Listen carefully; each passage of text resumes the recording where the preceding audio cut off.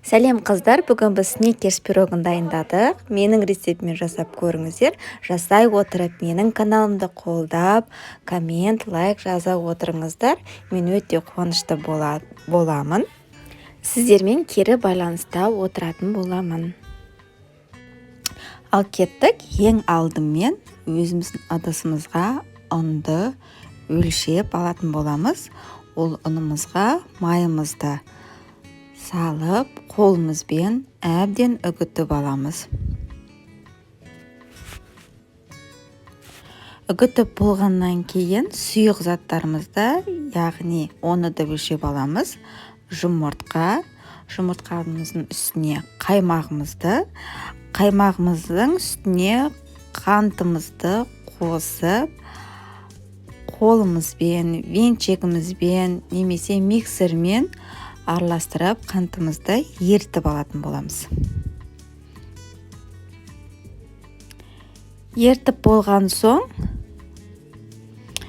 ұнымызға какаоымызды және де разъединителімізді өлшеп алып, араластырып алатын боламыз.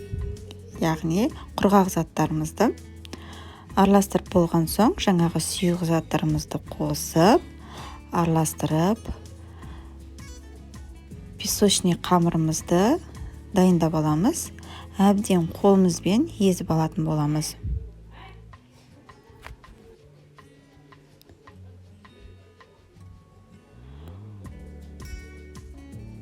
Дайын болған қамырымызды екіге бөліп алдық. Екіге бөліп алғаннан кейін салафанымызға салып, холодильникке минимум жарты сағатқа қойып қоятын боламыз. Дайын болған қамырымызды осылай илеп аламыз. Ең алдымен үлкен қамырымызды осылай илеп дайындап алдық.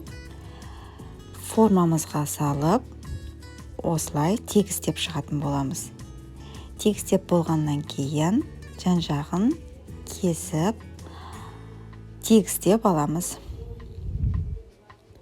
Шанышқымен тесіп дайындап алдық.